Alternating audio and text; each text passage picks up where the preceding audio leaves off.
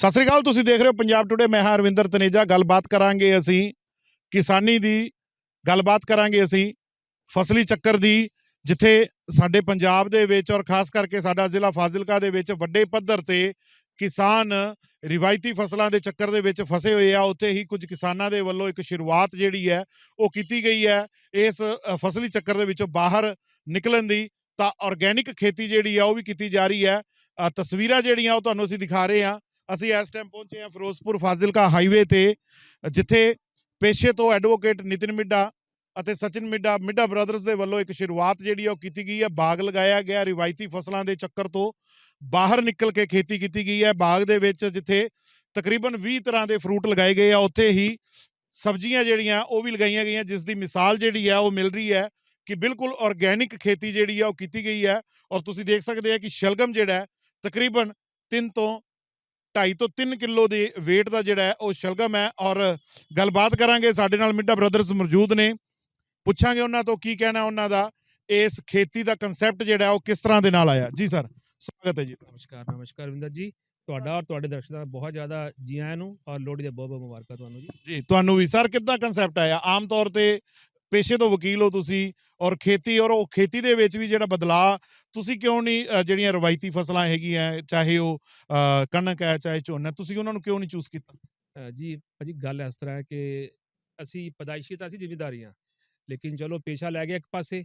ਔਰ ਮੇਰਾ ਜਿਹੜਾ ਬ੍ਰਦਰ ਹੈ ਉਹ ਉਹਨਾਂ ਦਾ ਕੰਮ ਹੈ ਜ਼ਿਮੀਂਦਾਰ ਆ, ਔਰ ਆੜਤ ਦਾ ਕੰਮ ਕਰਦੇ ਨੇ। ਔਰ ਉਸੇ ਕੰਮ ਦੇ ਦੌਰਾਨ ਇੱਕ ਸੋਚ ਆਈ ਦੋਨਾਂ ਭਰਾਵਾਂ ਦੇ ਦਿਮਾਗ ਦੇ ਵਿੱਚ, ਕਿਉਂ ਨਾ ਆਪਣੇ ਵਾਸਤੇ ਇੱਕ ਇਹੋ ਜਿਹਾ ਕੁਦਰਤੀ ਮਾਹੌਲ ਤਿਆਰ ਕੀਤਾ ਜਾਵੇ ਜਿਸ ਦੇ ਵਿੱਚ ਅਸੀਂ ਕੁਦਰਤ ਦਾ ਆਨੰਦ ਵੀ ਲੈ ਸਕੀਏ, ਔਰ ਕੁਦਰਤ ਦਾ ਆਨੰਦ ਲੈਣ ਦੇ ਨਾਲ ਨਾਲ ਜਿਹੜਾ ਅਸੀਂ ਆਪਣਾ ਸ਼ਾਇਦ ਉਸ ਵੱਲ ਅਸੀਂ ਰੁਜ਼ਗਾਰ ਦੇ ਪਾਸੇ ਵੱਧ ਸਕੀਏ।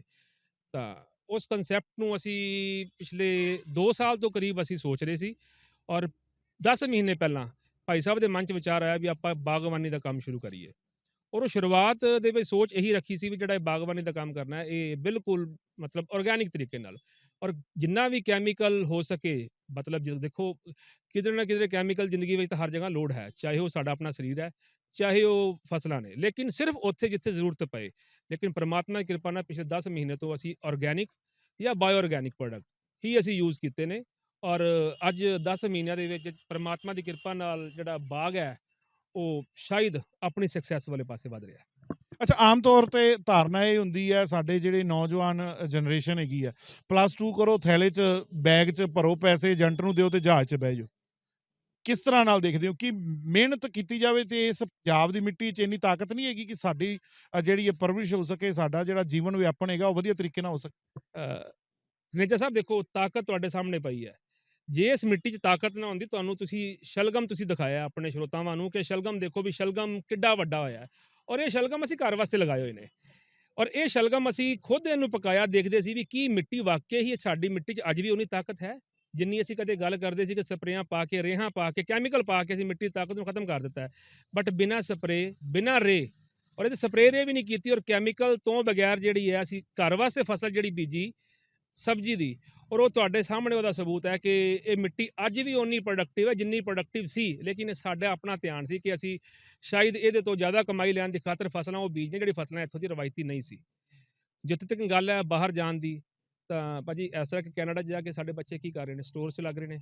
ਉਸ ਤੋਂ ਇਲਾਵਾ ਹੋਰ ਕੀ ਕੰਮ ਕਰਦੇ ਨੇ, ਬੈਰੀਜ਼ ਜਿਹੜੀਆਂ ਨੇ, ਬੈਰੀਜ਼ ਦੇ ਜਿਹੜੇ ਖੇਤ ਨੇ, ਅਸੀਂ ਆਮ ਤੌਰ 'ਤੇ ਬੇਰੀਆਂ ਦੇ ਖੇਤ ਕਹਿੰਦੇ ਹਾਂ ਅਸੀਂ, ਉੱਥੇ ਜਾ ਕੇ ਫਸਲਾਂ ਦੀ ਜਿਹੜੀ ਸਾਂਭ ਸੰਭਾਲ ਕਰਦੇ ਨੇ। ਅਤੇ ਜੇਕਰ ਅਸੀਂ ਇਹੋ ਜਿਹੇ ਬਾਗ ਲਗਾ ਲਈਏ, ਉਹ ਬਾਗ ਸਾਡੇ ਹਰ ਜਿਹੜਾ ਬੰਦਾ ਜਾਣ ਵਾਲਾ ਆਪਣੀ ਜ਼ਮੀਨ ਉਹਦੇ ਕੋਲ ਹੋਏ, ਔਰ ਉਹ ਆਪਣੀ ਜ਼ਮੀਨ ਦਾ ਮਾਲਕ ਹੋ ਕੇ ਆਪ ਹੀ ਕਾਸ਼ਤਕਾਰ ਬਣ ਕੇ ਆਪਣੀ ਅਗਰ ਉਹ ਫਸਲ ਲਏਗਾ ਨਾ, ਔਰ ਮੈਂ ਇਹ ਦਾਅਵੇ ਨਾਲ ਕਹਿਣਾ ਕਿ ਤੁਸੀਂ ਇਹਦੀ ਕੈਲਕੂਲੇਸ਼ਨ ਕਰ ਲਓ, ਕਿਸੇ ਇਕੋਨਮਿਸਟ ਕੋਲ ਪੁੱਛੋ ਕਿ ਕਿੰਨੀ ਕਮਾਈ ਜਿਹੜੀ ਹੈ ਇੱਕ ਫਲ ਦੀ ਫਸਲ ਦਿੰਦੀ ਹੈ। ਹਾਂ, ਡਰ ਇਸ ਗੱਲ ਦਾ ਕਿ ਕੀ ਫਲ ਇਸ ਪੰਜਾਬ ਦੀ ਧਰਤੀ ਤੇ ਪੈਦਾ ਹੋ ਸਕਦਾ ਅਮਰੂਦ ਤੋਂ ਜਾਂ ਦੂਜੀ ਚੀਜ਼ ਤੋਂ ਬਗੈਰ। ਤੇ ਇੱਥੇ 20 ਤਰ੍ਹਾਂ ਤੁਸੀਂ ਫਲ ਦੱਸਿਆ ਕਿ 20 ਤਰ੍ਹਾਂ ਦਾ ਫਲ ਲੱਗਿਆ, ਜਿਹਦੇ ਵਿੱਚ ਅਸੀਂ ਕੱਚਾ ਬਦਾਮ, ਸੇਬ, ਔਰ ਜਿਹੜੀ ਵੈਰਾਈਟੀ ਹੈ ਅੰਜੀਰ ਹੈ, ਔਰ ਜਿਹੜੀ ਬੇਰ ਦੀ ਵੈਰਾਈਟੀ ਤੁਹਾਨੂੰ ਦਿਖਾਈ ਹੈ ਕਿ ਜਿਹਦੇ 'ਚ ਐਪਲ ਬੇਰ ਦਾ ਵੀ ਇੱਕ ਨਵਾਂ ਕਨਸੈਪਟ ਆਇਆ, ਜਿਹੜੇ ਕਿ ਅਸੀਂ ਜੇ ਚਾਹੀਏ ਤਾਂ ਵੱਡੇ ਲੈਵਲ ਤੇ, ਮਾਸ ਲੈਵਲ ਤੇ ਪ੍ਰੋਡਕਸ਼ਨ ਕਰਕੇ ਅਸੀਂ ਵਧੀਆ ਪੈਕੇਜਿੰਗ ਦੇ ਵਿੱਚ ਕਰਕੇ, ਅਸੀਂ ਜਿਵੇਂ ਫੋਰਨ ਤੋਂ ਸਾਨੂੰ ਫਰੂਟ ਆਉਂਦੇ ਨਾ ਜਿਨ੍ਹਾਂ ਦਾ ਸਵਾਦ ਨਹੀਂ ਹੁੰਦਾ ਲੇਕਿਨ ਸ਼ਕਲ ਤੋਂ ਵਧੀਆ ਨੇ, ਇਹ ਸਵਾਦ ਵਾਲੇ ਵੀ ਨੇ, ਤੁਸੀਂ ਟੇਸਟ ਵੀ ਕਰਕੇ ਦੇਖਿਆ ਹੈ, ਤੇ ਅਸੀਂ ਬਾਹਰ ਵੀ ਭੇਜ ਸਕਦੇ ਹਾਂ। ਪਰ ਪਹਿਲ ਕਦਮੀ ਤਾਂ ਕਰਨੀ ਪਏਗੀ। ਜੇ ਕੈਨੇਡਾ ਵਾਸਤੇ ਅਸੀਂ ਜ਼ਮੀਨਾਂ ਵੇਚ ਕੇ, ਜਿਹਨੂੰ ਅਸੀਂ ਕਦੇ ਜੱਟ ਕਹਿੰਦਾ ਸੀ ਕਿ ਸਾਡੀ ਇਹ ਮਾਂ ਹੈ ਸਾਡੀ, ਅੱਜ ਅਸੀਂ ਉਸ ਮਾਂ ਵਰਗੀ ਜ਼ਮੀਨ ਨੂੰ ਵੇਚਣ ਵਾਸਤੇ ਮਜਬੂਰ ਹੋ ਗਏ ਹਾਂ।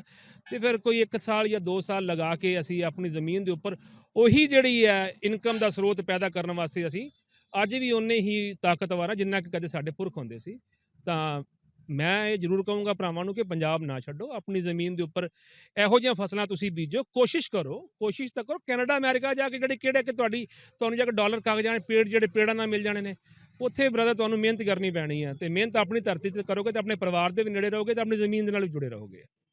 ਤਾਂ ਬਿਲਕੁਲ ਬਾਹਰਲੇ ਮੁਲਕਾਂ ਦੇ ਵਿੱਚ ਵੀ ਮਿਹਨਤ ਜਿਹੜੀ ਆ ਉਹ ਕਰਨੀ ਪੈਂਦੀ ਹੈ। ਤਾਂ ਜਿੱਥੇ ਬਾਹਰ ਦੇ ਮੁਲਕ ਦੇ ਵਿੱਚ ਬੇਰੀਆਂ ਤੋਂ ਬੇਰ ਤੋੜ ਕੇ ਡਾਲਰ ਕਮਾਏ ਜਾਂਦੇ ਆ, ਉੱਥੇ ਹੀ ਅਸੀਂ ਆਪਣੇ ਖੇਤਾਂ ਦੇ ਵਿੱਚ ਵੀ ਇਹਨਾਂ ਫਸਲਾਂ ਨੂੰ ਉਗਾ ਕੇ ਆਪਣੀ ਕਿਸਮਤ ਦੇ ਖੁਦ ਰਾਜੇ ਜਿਹੜੇ ਆ ਬਣ ਸਕਦੇ ਆ।